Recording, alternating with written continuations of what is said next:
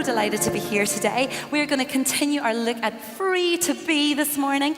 And after such a happy morning where we've been doing dancing and, we were quite good at that, I thought. I was quite good at the Egyptian stuff, I think. But, now we're going to carry on that upbeat, exciting theme and talk about suffering. Woohoo! Yay! I'm glad you're enthusiastic. When I was 2 years old, our family GP said to my mum that she should watch out for me because I seemed to have some self-destructive tendencies. I think I spent most of my first 2 years of life in hospital, all on random things, usually self-inflicted. So I did things like stick teddy bear stuffing up my nose, and it went so far up that it got stuck up here and became infected. I had to go in and get the tweezers up and pull down. I was speaking to somebody recently who did the same thing. Was it anyone here? No, you're not admitting it now anyway. I also put little stones in my ear, and there were little stones off the tarmac, so as I put them in my ear, they all stuck together. So that was another hospital visit. I inhaled a peanut. That was a serious one. I nearly died that time. A big garage door fell on me. I don't think that was self-inflicted. It was just wrong place, wrong time. I don't know. But then there was this time when my mum was on these medication for dizziness, and she came in one day. I was just a baby, I was just about 1, and I was crawling around the floor, and just like my little Sky is doing at the moment, into everything, emptying handbags all over the place. Mum came in and found her handbag emptied around the floor, and her tablets were open and strewn across the floor. She had no idea how many she'd had or if there were any missing, but she did notice some little chewed bits on some of the tablets. Oh no. So she got my brothers in, and I was there, and she said to my brothers, I've got 3 big brothers, and she said to them, now guys, did any of you take my tablets? No, of course not. Oh no, it must have been the baby. So she phoned the doctor, and he was probably rolling his eyes going, oh, again. Said, no, you've got to get her into hospital. There's no point taking any chances. Get her in. We'll get her stomach pumped.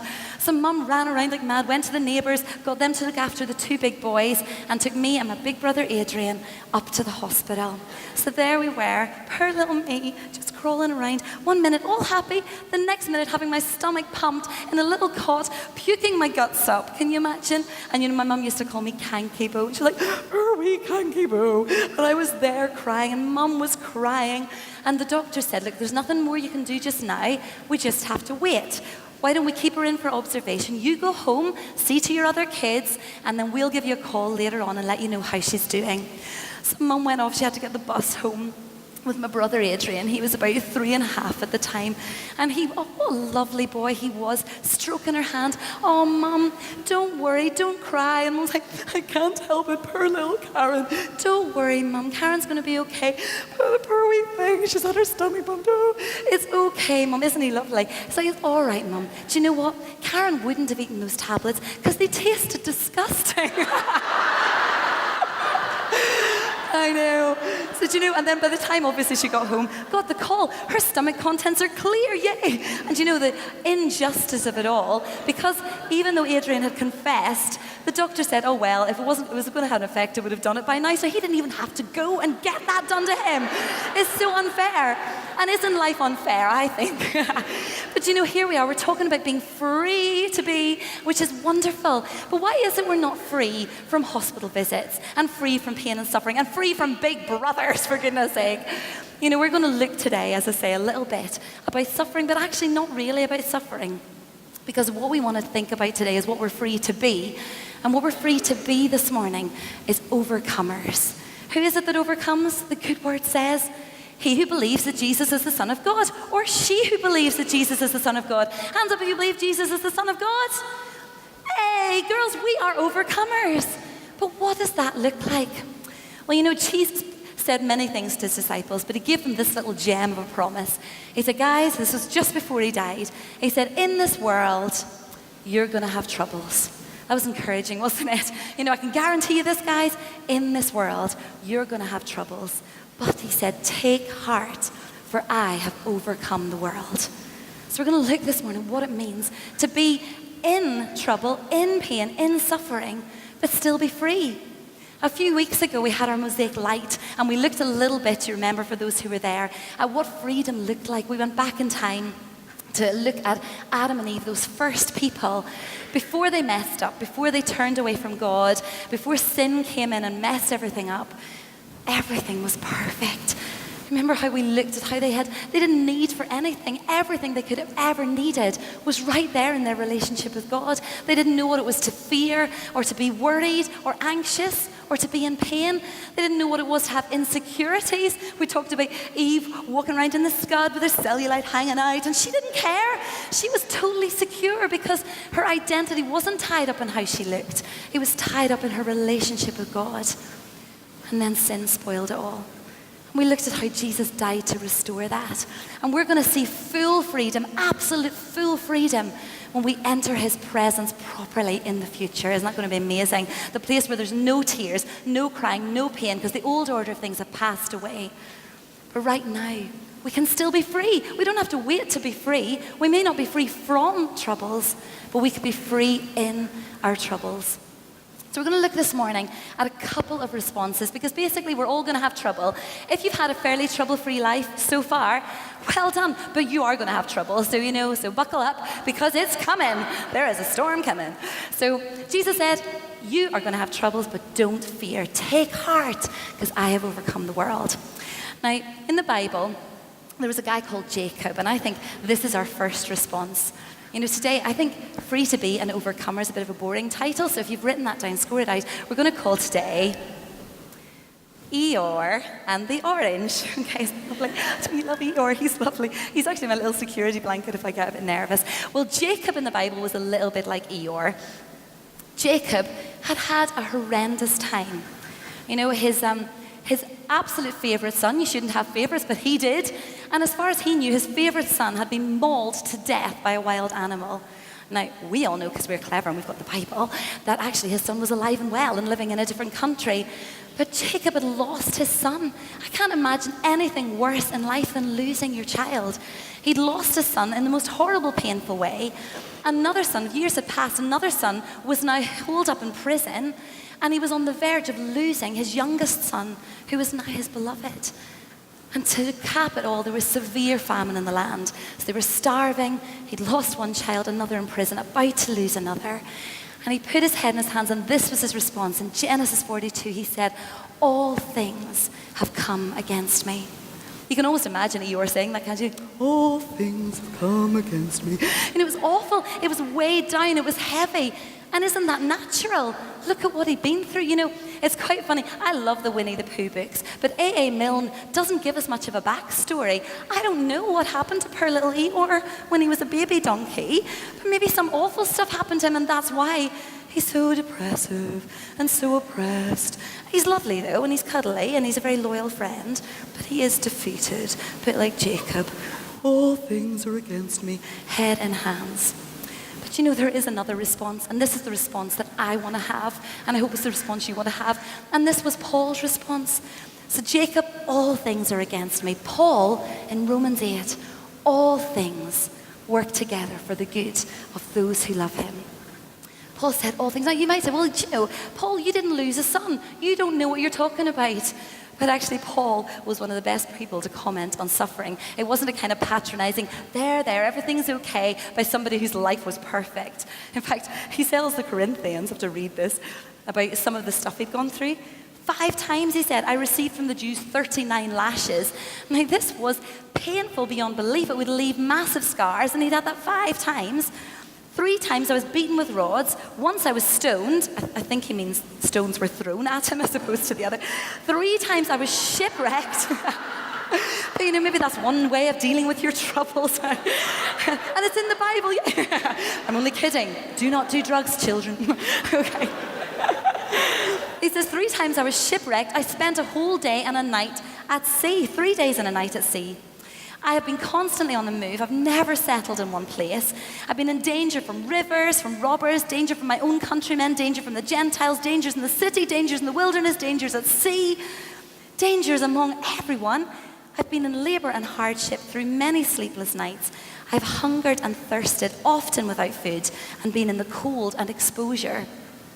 So this guy, as he wrote these words, was holed up in a prison cell, and yet he was saying, all things work together for the good of those who love God, who've been called according to his purpose. He goes on to say, in all these things, we are more than conquerors. Not away from all these things, or once God rescues us from all these things, or once God puts all these things away, then we'll be conquerors. No, he said, in the midst, right in the place of suffering and hardship, we are more than conquerors through him who loved us. Now, more than conquerors, I mean, a conqueror is more than a winner, isn't it? A conqueror is like someone who conquers nations and nations. It's not someone who just like wins a tennis match or something. So we're even more than conquerors. That is serious whipping bottom, isn't it? Paul is saying, he says here, where have we got that verse? He said, let's find it. Who shall separate us from the love of Christ? Shall trouble or hardship? Shall persecution? Shall famine? Shall nakedness or danger or sword? Now, he was speaking from experience. He had experienced all of those things. He said, even when I was naked, everything was stripped away and I had nothing left, I still whipped its butt because of Jesus Christ our Lord. Because he said nothing can separate us from the love of God. Nothing. He goes through the list. Nothing. Not even death. Sometimes we think, the worst thing that could possibly happen to us is death. And Paul's like, I whoop death's butt. Even if I'm dead, I'm not separated from the love of God. How good is that? Isn't that brilliant? What was the difference between these two guys? We had Jacob defeated. We had Paul, a conqueror. We had Jacob behaving and responding perfectly naturally, wasn't he? But Paul was responding supernaturally. And that's what we want to be, isn't it? We want to be overcomers, not victims, not defeated. But how do we do that? Tuesday night, I spent time with a dear friend of mine who's just given birth to a stillborn baby. It's the second time in 3 years that this has happened to her. In between, she's had an ectopic pregnancy, 2 other miscarriages. And oh my goodness, I sat with her and do you know what she said? She said, I don't want to be a victim. And I gave her, because I was preparing this talk, I gave her those verses and she said, oh my goodness, that's exactly what I read this morning, that we are more than conquerors. And we keep praying that she will be overcoming and will overcome this situation. And I have total faith that she will, because she knows the love of God. She has that hope. And the hope is what made all the difference to Paul. Earlier in that letter, Paul tells them a little bit about this. I love the idea of, Paul wrote these letters, mostly from prison. So he wrote this letter to the church in Rome. But as we see in chapter 16, the church in Rome was actually lots of different house churches. And the greetings would have been sent from one to the other. So I don't quite know how it worked, that Paul's letter would come, who got it first, and whether everyone would sit down and in one sitting, they would read the whole letter of Romans. That would be quite tough going, wouldn't it?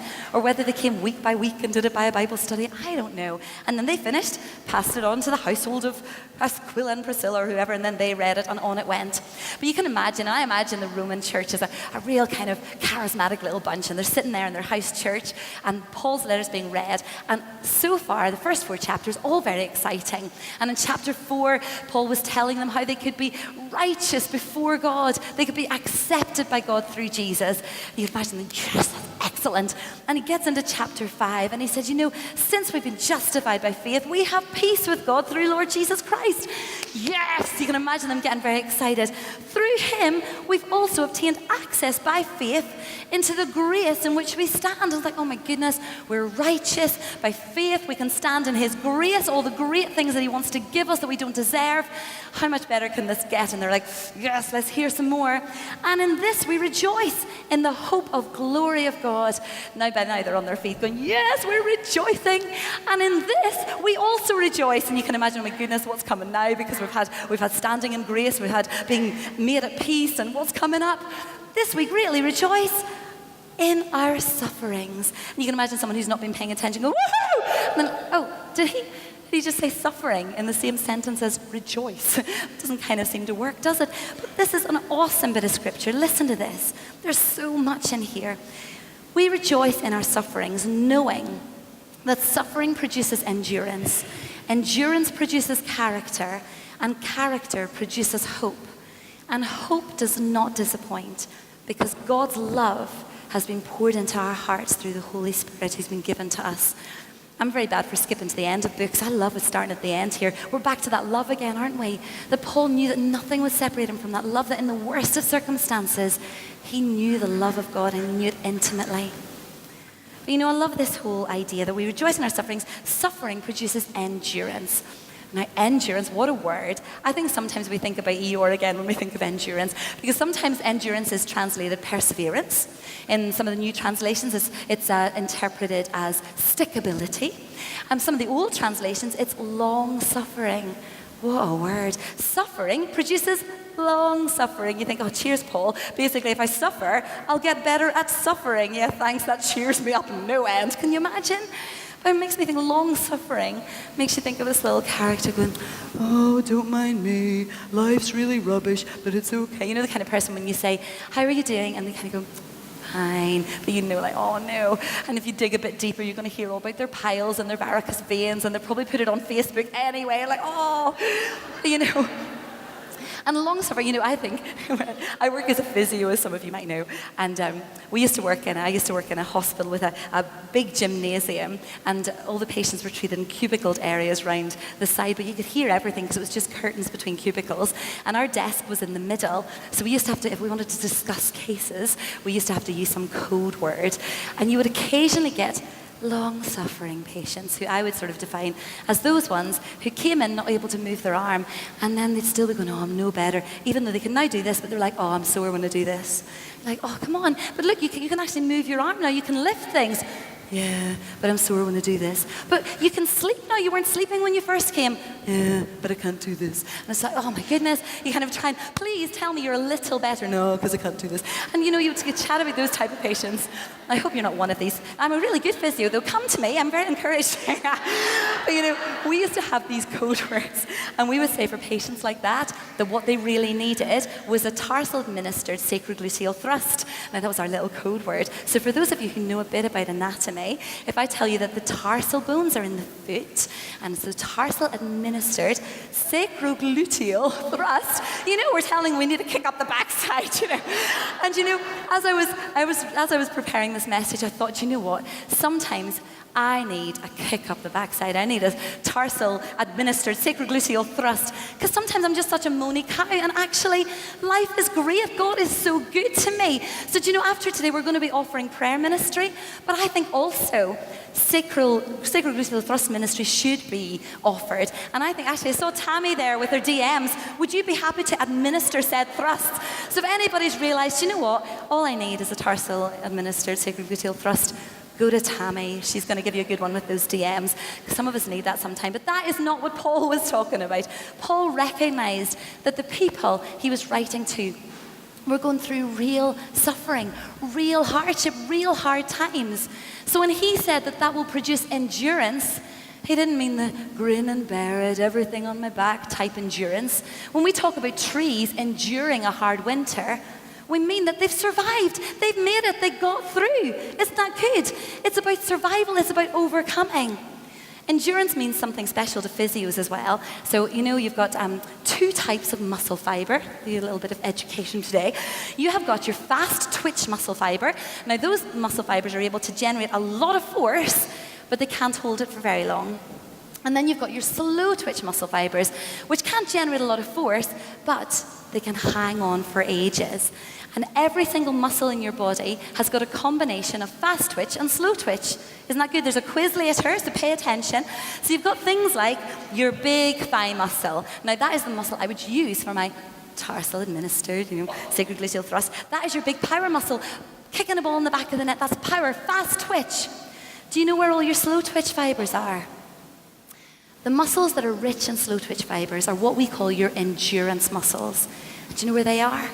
They're right in the core, deep into your stomach, deep into the back, deep into the neck, right at the bottom where you can't actually even palpate them because they're so deep in there. They make up your core. And I think that's what Paul was saying. He said, rejoice when you're suffering. It's really tough, but that is what is building your core. That is what is building the very heart of you. And that's why I think he goes on to say that endurance builds character. So we've got suffering that produces endurance, but endurance builds that very core. It actually makes an internal change in us. It builds character. Now, I think some of you may know as well that, I'm sure all of us have gone through tough times. We've had 3 miscarriages, which is probably some of the toughest times we've gone through in our lives. But I look back and I think, gosh, I am a more compassionate person because of what I went through. And I think a lot of people could say that other people would say they're a lot braver, they've got courage, they've become more patient. This is where our orange comes in. Where did I put our orange? There it is.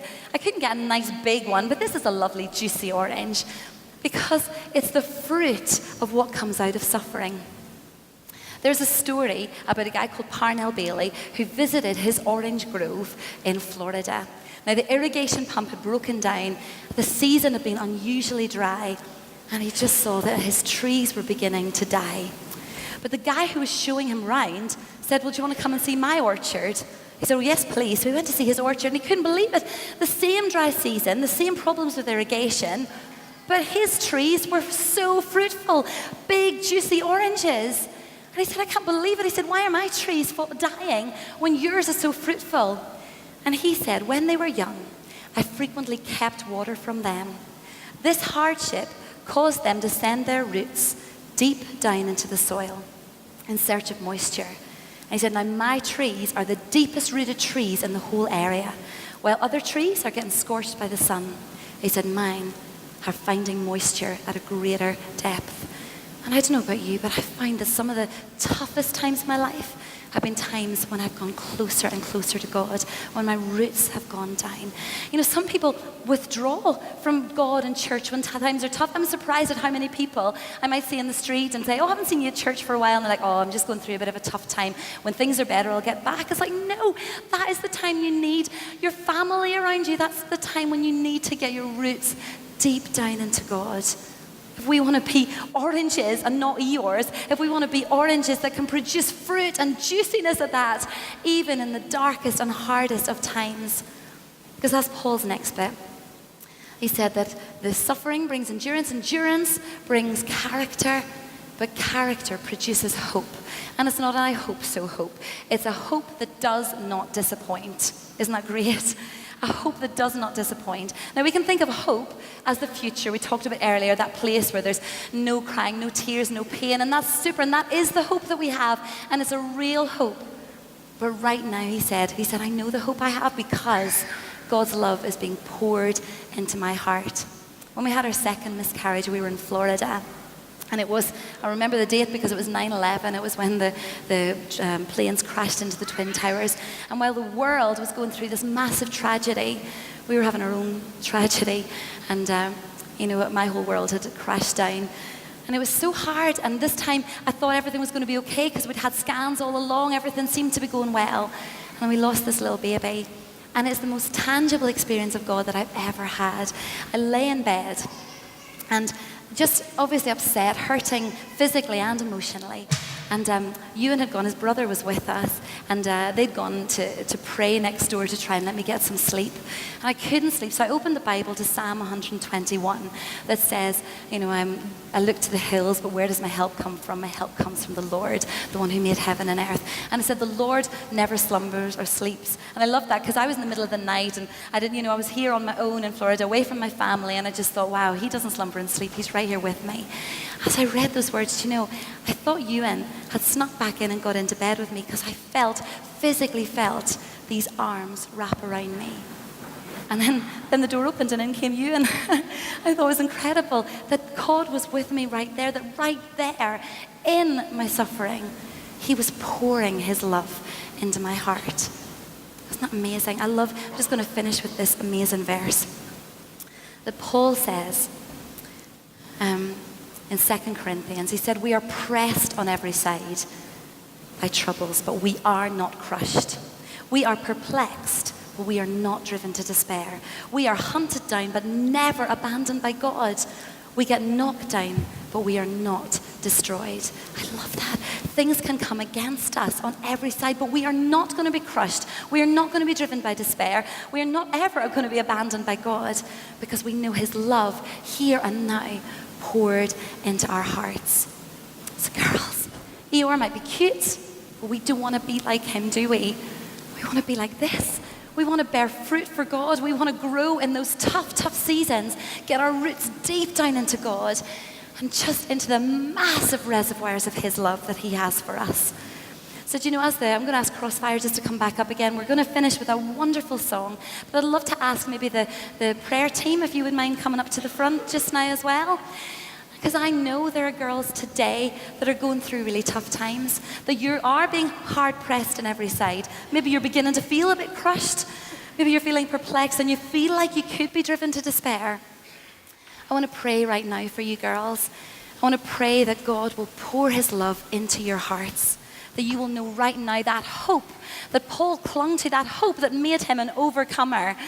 You will not be a defeated victim like Eeyore, but you will be an overcomer who will bear brilliant fruit for God. That's so exciting. Are we overcomers, girls? Yes, we are.